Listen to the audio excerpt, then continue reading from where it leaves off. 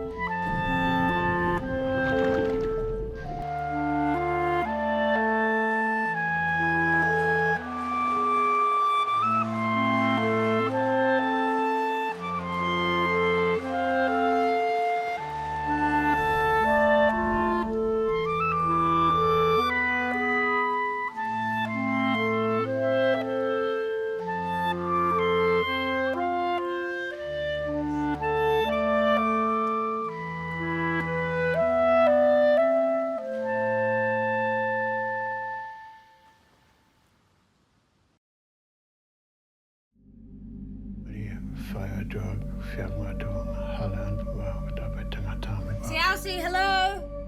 Okay, guy, go for Matt. Got your hen. So, this one is church? Church. Behego vario. Mi aloi elo mo oni koko.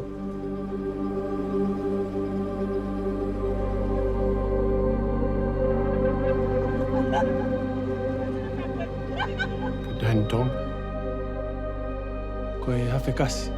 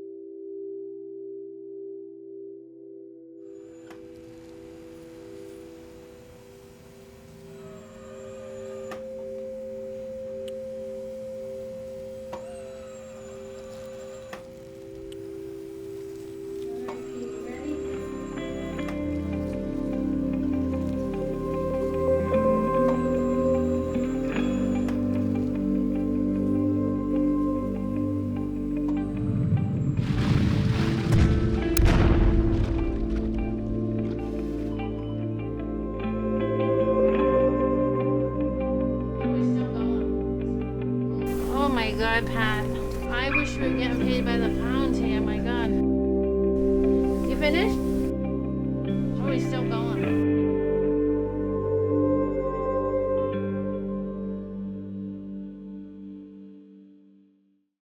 Welcome back. It's my pleasure to welcome director Florence Miael, the director of Butterfly. Great to see you. Producer and Oscar-winning producer Ron Dyens of Butterfly. Hi. The director of Mother Tongue, Vera Mafilio, and the actress and writer of Mother Tongue, Lucianne Buchanan. Hello. Hello. And the co-director, we'll talk about who his co-director is, Evan Mathis of The Hemingway. Welcome, Hello. everyone. Great to see you. Nope. So I'd love to just go around and talk about, the inspirations. I mean, the what I love about these three movies is that they are obviously very different, but I like having films that kind of become in conversation with each other. And I think we could find some ways in which these three do relate. And I'm wondering, to begin with, normally I actually ask the participants to talk about the title of their movie, but in this case I might avoid that question because The Hemingway And then I guess we can tell a little bit about the title, but it's a bit it's not suited so much for morning uh, viewers. Yeah, the Hemingway. I mean, it is a little bit of a misdirect, and that was entirely intentional. And it's tough because as a short film with a pretty interesting turn in the middle of it, I for folks that haven't seen the film, I don't like to give away too much because Hmm. the Hemingway implies a thing to the viewer before they've seen it, and then they find out that it's not exactly what they expected. So it was definitely intentional. Right, and I think it's fair to say that it will be very clear to the viewer what it means by about the halfway, or even a few minutes into the movie. Um, Tell us about the development of this, and then obviously talk about this great gentleman who's your co-director. Yeah, I'm going to talk about Patrick, who stars in the film and is also the co-director. Patrick and I came up as directors doing commercial work in New York City in the early 2000s, and we've remained great friends since. But in 2005, Patrick was diagnosed with ALS. And for those that are unaware, ALS normally kills people in 3 to 5 years.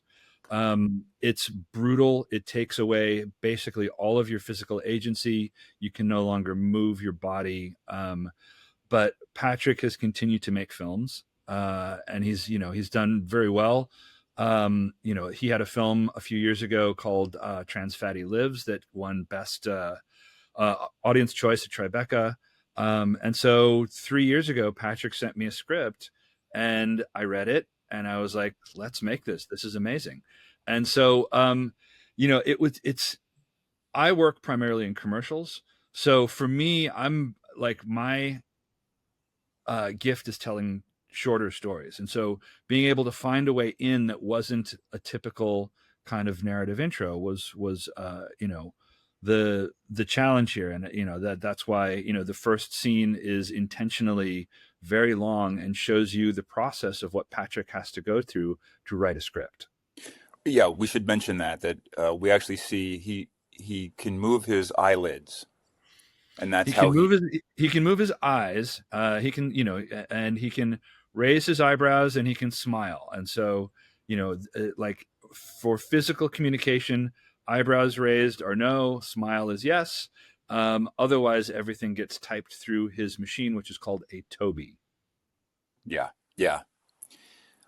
We'll talk more about that as we continue. I want to move over to Ron and Florence.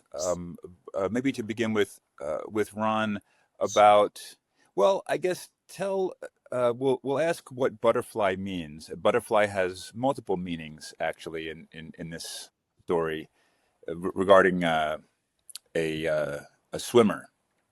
But Ron, tell us about getting involved with Florence, who's a really a legend in animation out of France.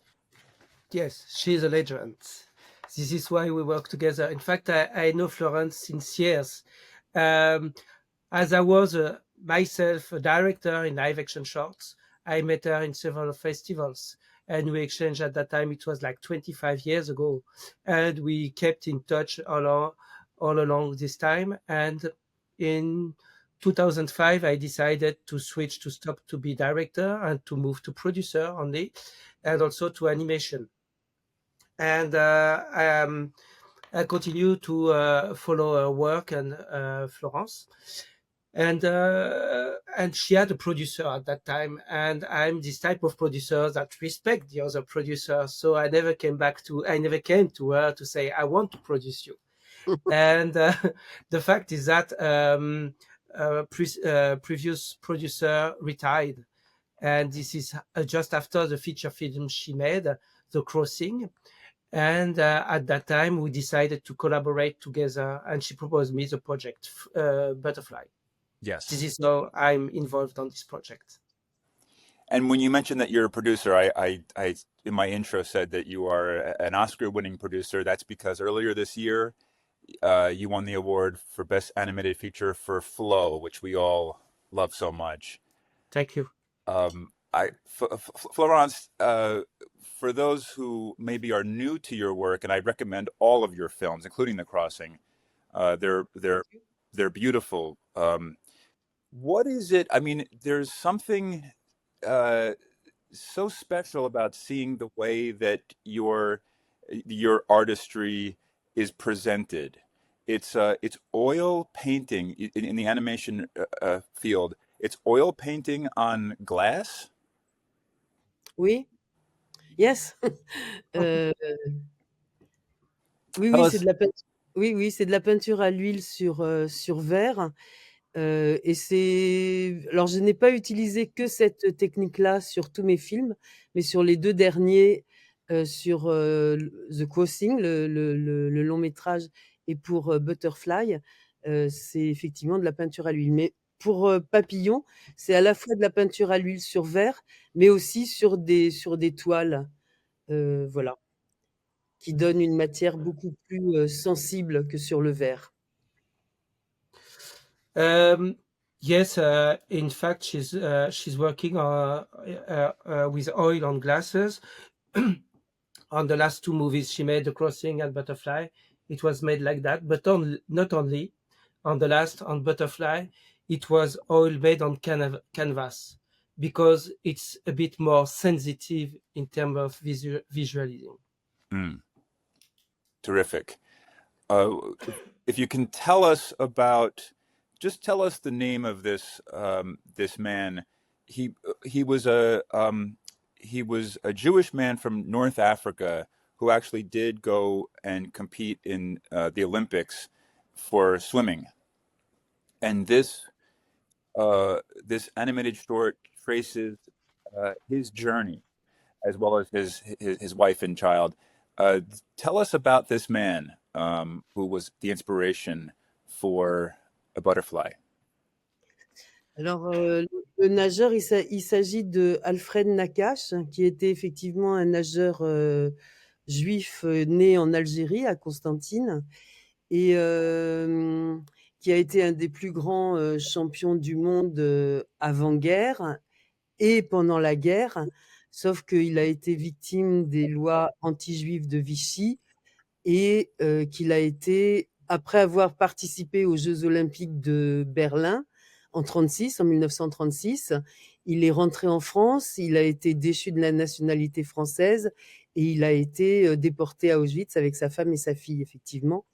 Et j'ai eu envie de raconter cette histoire parce qu'un jour, quand j'étais jeune fille, enfin petite fille plutôt, j'ai croisé sa route par hasard, enfin, parce que mon père le connaissait, voilà. Donc j'ai eu envie de raconter son histoire pour plein de raisons différentes. Toutes ces raisons-là, en tout cas. Okay, so there are several reasons why I decided to speak about Alfred Nakache. Alfred Nakache is a Jewish that born in Constantine, Algeria. And he was at that time, just before the Second World War, one of the most known swimmer in the world. And also during the Second World War. But because of the laws against the Jewish based on Vichy government, he was caught with his wife and his child, his daughter. He has been sent to the Nazi camp. But after, when he came back, he again became world champion. So this is very important story for me. And what also is very important for me is that, in fact, I know a bit Alfred Nakache because my father was a resistant and he knew himself Alfred Nakache. And I learned how to swim with someone from the family of Nakache that comes from the south of France, where I live now. Wonderful, wonderful. Yeah, and you know, that's what's one of the magical things about the film is that we watch it, and then some of this information comes up at the very end. You let us know about that, but it's almost like the experience has been very special even before we know the context in Yeah. which it was made. If I permit myself, Yes. there is also one point which is a bit important and funny, one anecdote, is that in fact Léon Marchand, that you all know probably, is a French swimmer Hmm. that Yeah. won several world medals. In fact, he learned how to swim in the same town, Toulouse, as Alfred Nakache was when he was young also. So there is a kind of connection between Alfred Nakache and Léon Marchand. Yes. Et, Yes. et surtout, on a quand Alfred Nakache est revenu des camps, en fait, ils ont fait la piscine, ils ont construit à Toulouse la piscine Alfred Nakache, et c'est là que Léon Marchand aussi a appris à nager, dans la piscine Alfred Nakache. So the swimming pool, when Alfred Nakache came back to France after the Second World War, they decided to name the swimming pool Alfred Nakache, and this is the place where Léon Marchand learned how to swim. There's a kind of filiation. I don't know if this word is right in English, but a connection, in Yes. fact, between Léon Marchand today and Alfred Nakache at that time. That's wonderful. Yes, I mean that's the thing about a movie like this, is that it feels very like a contemporary story being told, even though actually, well, it's animated, of course, and also you're depicting something that happened 80 years ago or more. So congratulations, Florence. Thank you. And I want to talk to Vea and Lucienne about this wonderful mother tongue. This is the live action short. What's great about watching it is that it presents something with 2 or 3 characters, and then afterwards, I kept thinking about all the other themes that were alive in the film. Some of them having to do with culture and healthcare. Maybe because I guess this was a very, I mean, obviously Via is the director, but this was felt like a very collaborative, shared, warm kind of environment to make a movie. Via, what was tell us the origins, if you will, of this. Sure. Well, Luciani actually wrote the Mm-hmm. film, and I was lucky enough to have her as the main character as well. So, she was right there all the way through in creating the story, and it really, we're both half Kasi, which is half, Palangi, English Scottish, and Tongan. So we kind of always are living sort of in between two worlds. And our parents migrated to New Zealand. Well, my father did, Luciani's mother's family. And you start to lose important things like language and elements of culture. So it really kind of stems around finding your identity, and also because language is such a huge thing, and we sometimes feel really guilty when we don't know our own mother tongue. And so it's also, it's a whole bunch of different things. You're right, like it's very multi-layered in all the different elements. But ultimately, if there are other ways to communicate love and understanding. And for me, this is why this film was really important, because it was about that. My grandmother, I had trouble communicating with her Mm-hmm. because she could only speak Tongan, but she was also a traditional healer. So I remember she would like massage my arm all the time.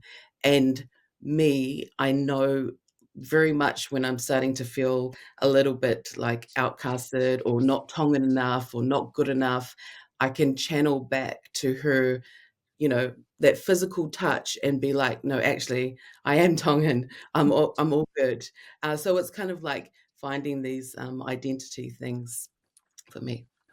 And when Lucianne, when you first, I guess, put the pencil to paper or opened up your laptop to begin typing out the story, what was in your mind at the very beginning? What did you want to Oh, accomplish? I guess I wrote it a very long time ago. I was actually living in Los Angeles. I was barely auditioning for things. I'm from an actor's background, and a friend of mine said, like, "Why don't you just write something?" And I was at the time I was 24, and I was like, "No, I'm not a writer." They're like, we have these ideas that you stay in one lane, and I would rather perform someone else's piece rather than speak for myself. And I kind of did it as a fun exercise because I wanted to stay creative while I wasn't being creative. Um, and essentially, the first thing that you write has to be from a place of truth, something that you can relate to. And it's so crazy, what is it, 8 years later, it's kind of had this journey, and we're sitting here talking to you about it.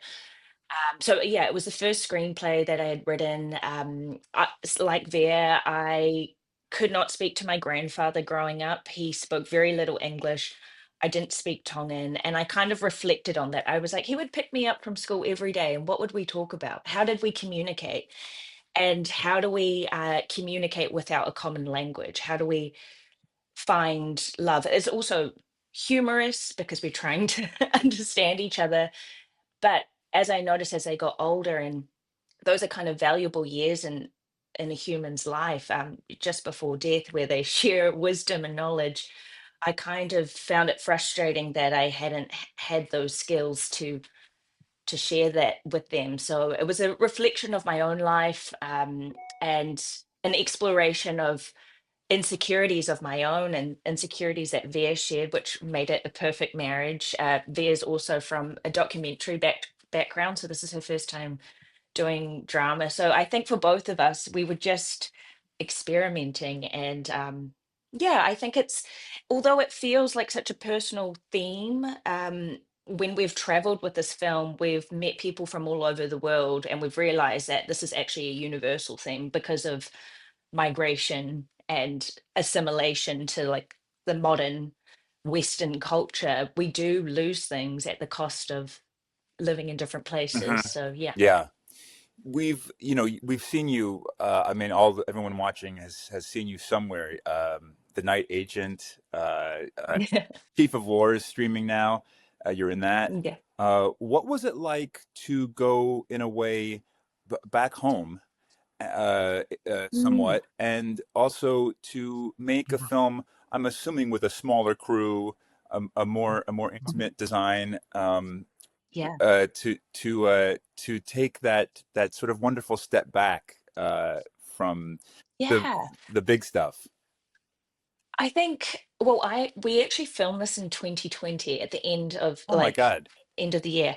Yeah, so after the pandemic, the worst part of it in New Zealand. So this is before I did The Night Agent. This is before I did Chief of War and worked on these big productions. But I think it was special because we hand selected our crew. We made this on $15,000 New Zealand, so it's like half that in the US dollars. So it was a labor of love. We shot it in my grandma's house, and I think for me as an actor, as I've learned, on these other jobs, they're amazing. But once I finish my work on set, that's it. They decide what makes the edit and, what shots they pick.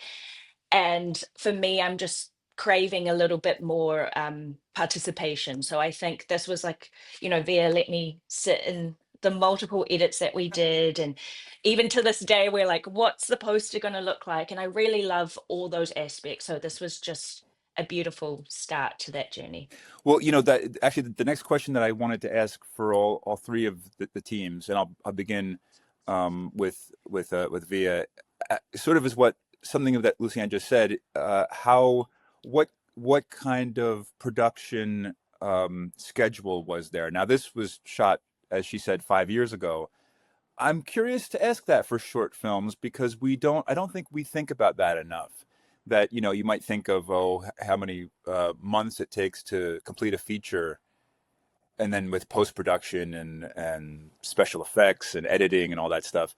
This tell us about that, the length of this journey, which obviously is a lot longer than people would think. Sure. Yeah. Well, you know, we shot it, and then the next week I went and filmed my first drama series. So that took up a bit of space, and then I think for me, I really just wanted to take my time in the edit because I felt so responsible that it was Luciani's story and that I had to do it really justice. And so I didn't just want to just do something half pie. And so I was in the edit with it for 2 years, 2 editors, but before I let it out the gate, it just needed to be something that I could be 100% proud of, because I do believe that, you're only as best as your last credit. And so that's why I just kind of sat with it a bit. And of course, the producers and the film commission were like, "Oh, where's that film that you shot like years ago?" But it's good things take time, and I think that really kind of shows with the final product. And I had to just kind of like shut out all the noise and the asking, and just really try and make the best and most beautiful film that I could. And I think that's also one of the things with short films is you get that little bit of leeway of time. You know, I think you can take a little Right, bit longer right. with a short. Oh, I also want to say that there, and I'm sure the rest of the people on this call, we short films aren't money makers or anything, or at least from our world. We're working on all these other productions at the same time. I was script editing on another after we'd shoot, just opening the laptop and working on the same production she was on. So I think it's really important to share with other filmmakers who might stumble across this that like it is a long process because we have to do other things to kind of sustain our career and livelihood as well. So that's what also took a long time. That's yeah, Evan, can you jump in and also comment on that, because I think yours is the shortest of these short films. It's about there's a great credits sequence which actually has a couple of little Easter eggs in there that you want to listen for and pay attention to. But before credits is about 7 minutes. It's it's about 7, almost 8 Yeah. minutes. But what about this and the journey? Because it doesn't, again, it doesn't seem like this was something you can just make in a day. It looks like a lot of work went into it. well, we shot it in 2 days for a budget of I think $3,500, including travel and hotel.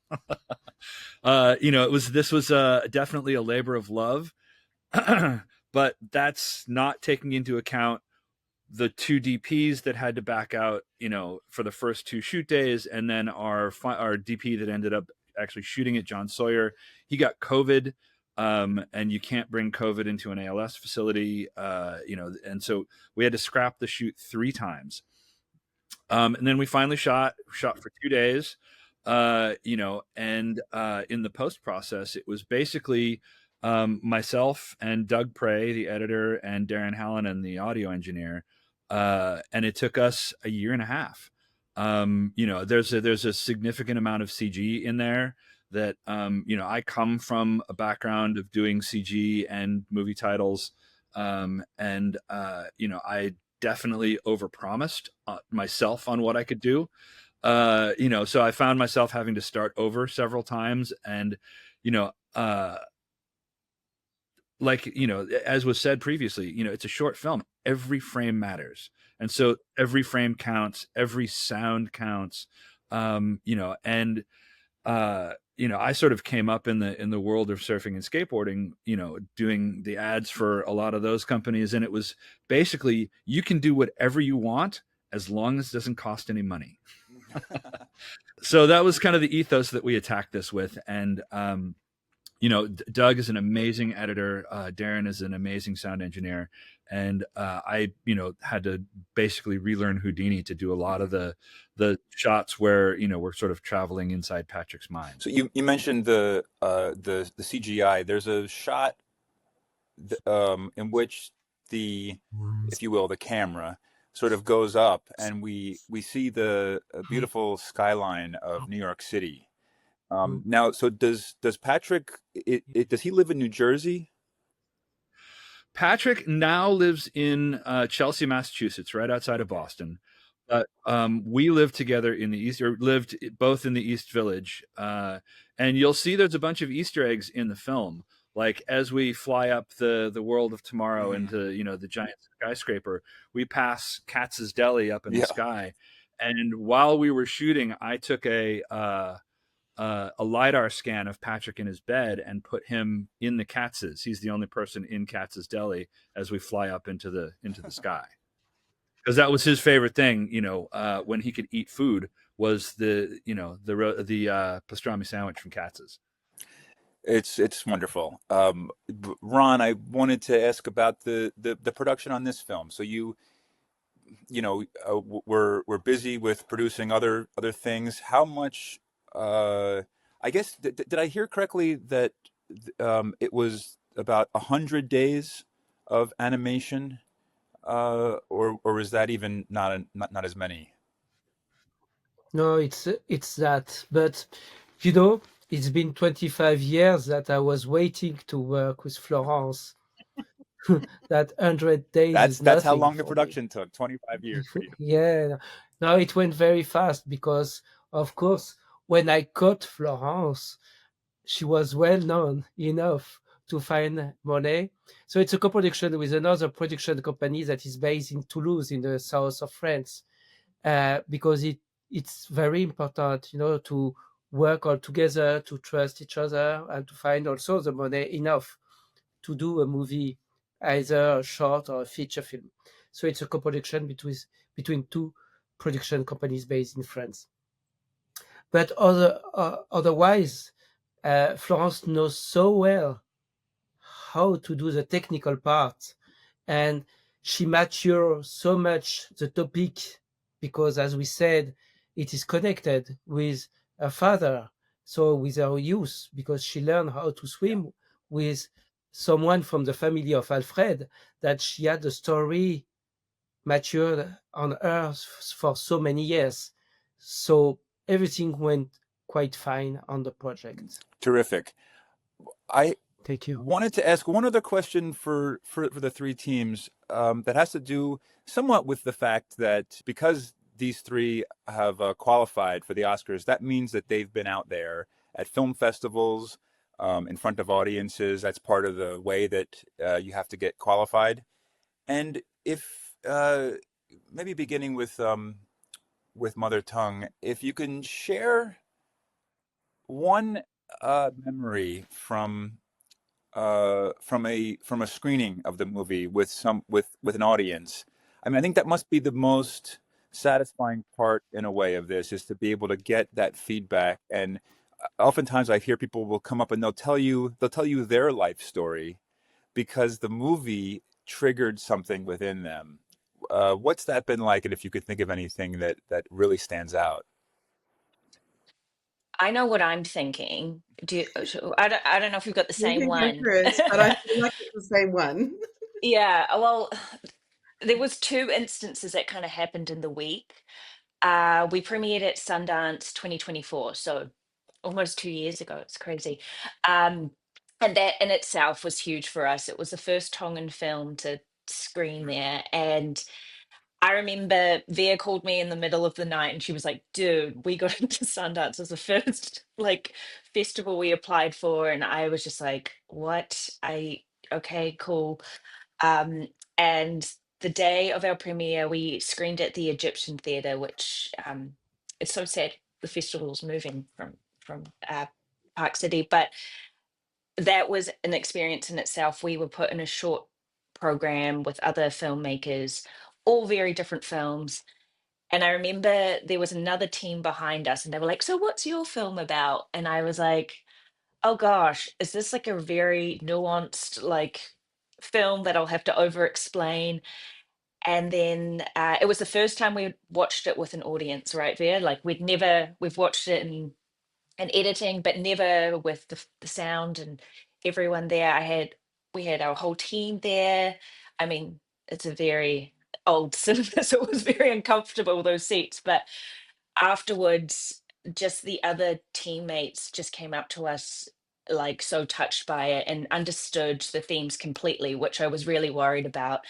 And at the end of the film, there's in memoriam of my grandmother whose house we filmed in, and that was surreal in itself. So that was on a personal level like very, very special. And to be sitting next to Vera after our long journey, I think it was, I don't know, just a special moment that I'll never forget. And then after that, we had a community screening. Sundance was so lovely to us because there's actually a huge Tongan community in Utah that we discovered.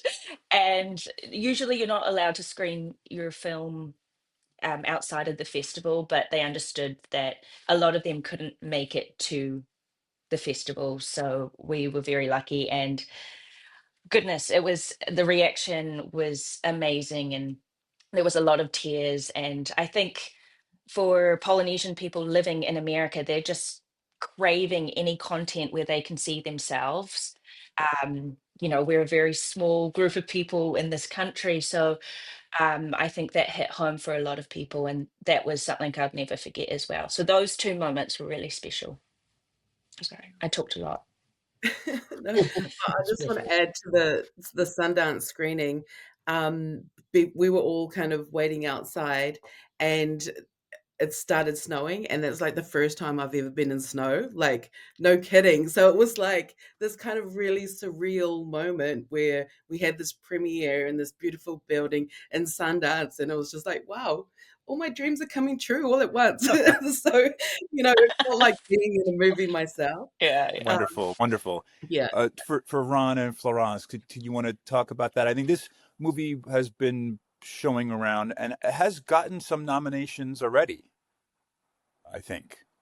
So I have two anecdotes. The first one is that recently we made a screening, and this screening was on the 18th of November, and it was very important screening because it was in Toulouse, and it was the 110th birthday of the birth of Alfred Nagash. So it was connected with the whole town of Toulouse. So it was really intense in terms of emotion. But there was another emotional screening. It was the first screening of the movie. In fact, the movie was shortlisted for Cannes Film Festival, but we decided to choose the Berlinale and the K plus generation section to show the movie for its premiere, because it was really important for us that the premiere of the movie was in Germany after what the movie tells us. And also this section is connected with a young audience. So for us, it's connected also with the future. And we all know that the future, even the present, but the future is not very cool. So it's really important that the new generation comes has to be educated also with the past, because our constitution is connected with our past. So we decided to choose Berlinale, even if for some the Berlinale is a bit less important than Cannes. We decided to choose the first selection and the first screening for that. Et moi, qu'est-ce que je peux raconter aussi, une projection qui a été très émouvante, parce qu'il y a la première fois qu'on a projeté le film à Toulouse, ou peut-être pas la première, mais c'était encore une projection pour l'équipe, c'était pas encore dans les festivals. Et en fait, sont venus à cette projection une nièce et un neveu d'Alfred Nakache. Et malgré le fait qu'il y a des choses qui sont un peu, dans mon film, il y a des choses qui sont un peu racontées de façon plus onirique, qui sont pas complètement vraies. Et en même temps, son neveu et sa nièce, qui l'ont connu, il est mort quand eux avaient une quinzaine d'années, ont été très touchés et très émus par la façon dont j'avais représenté leur oncle, et ils ont trouvé ça très, très justes et très vrais. Ils étaient voilà, et c'était très émouvant effectivement de voir la famille de Nakash à cette projection. Yes, so in fact, one of the first screening for the team, because we always do screening for the team before launching the movie all around the world. So it was in Toulouse, and there were some people from the family of Alfred Nakash, his nephew and his niece, and they watched the movie. And this movie, of course, has some like a dreaming moment. It's not totally real and true. It's a animation movie. It's not a documentary, and so there is it's full of the imagination also of Florence, but it respect the most important part, of course. And when Alfred Nakash died, this nephew and niece, they were 15 years old, and they had an image of their uncle, and so they knew a bit of his past, and they saw that Florence respect very much the story of their uncle. So it touched Florence a lot. That's terrific. Thank you, Florence. Thank you for sharing that. Thank you. Before I end with Ron, I do have to ask you, Ron, where do you keep the Oscar? Here. Please show us. I show it to you. Yes. In fact, you see, it's funny because it's in the box of the Golden Globes, because the Oscar doesn't give a box. Really? Because they like us to have the Oscar There it is. with us like that, you see. So that's great. But it's in the box because I have to bring it to Paris, because I have a masterclass to do about flow tomorrow. So it's always not far from It me. actually is heavy too, isn't it? Yes, it's quite heavy. I have to talk to Evan as we finish about screening this movie, and I really would love to hear about Patrick and his experiences of having the film be seen and loved by audiences as you've gone around and shown people. Yeah, we premiered at Slamdance as part of the Unstoppable block, which was just some amazing films that were part of that block, and super fortunate to be a part of that group. For those that aren't familiar, the Unstoppable block is all folks, directors or writers or actors that have some form of physical or mental disability, and it was a little awkward because we didn't want to be pigeonholed into that world, but at the same time, it was a great way to sort of get Patrick's story kind of into a world of folks that would immediately sort of understand his world, because it's really difficult, because if you meet Patrick, he can't communicate, and a lot of folks have sort of the preconceived notion that there's not a lot just going on upstairs, but Patrick, I think that's the reason why he's lived with ALS for 20 years, is because he's constantly creating and has something to look forward to with, getting these short films out, and of course, everybody at all of the screenings, has a relative or a friend that they know of that has, succumbed to ALS. And there was a lot of very, very heartfelt stories of folks sharing their experience of seeing others with the disease, and at the same time, like, our movie it's got its sad moments, it's got its profound moments, but it's also funny. Patrick is like, I remember the Facebook post that Patrick made when he finally sort of lost the ability to use his upper body, and it was he aptly made the post a farewell to arms, and he's just that kind of guy. Like, he sees the humor and the beauty in life, even in the situation that he's in, and he says that in the film. Like, he wouldn't trade his years with ALS for anything. The experience that he's had, he isn't suffering.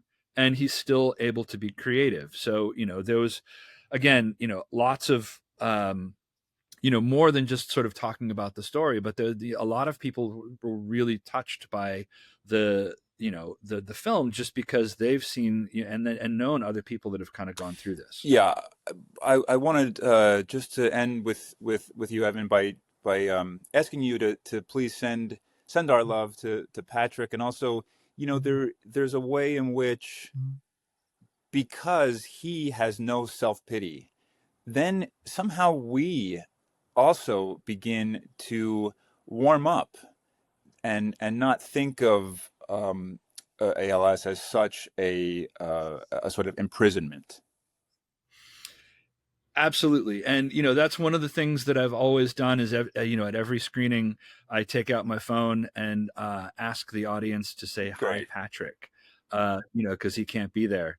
And, he gets such joy out of hearing everybody, say, "Hi, Patrick," when, they've seen the film. So it's, I really, really love being able to share that. Well, I want to thank you. I want to thank all of you for bringing us your work. I wish you all the best, but even congratulations, first of all, for finishing your movies, for getting them in front of our audience and worldwide audiences. Thank you so much, everybody, for joining us today. And I also want to thank everyone who is watching for joining us. And be the first to know about upcoming screenings and get access to exclusive content and premium events by becoming a TheWrap Pro member. You can join now and take advantage of a free trial. And for all screening information, including past ones that you may have missed, please go to TheWrap.com and the events tab. See you next time. Thank you very much. Thank you. Thank you so much. Thank you. Thank you.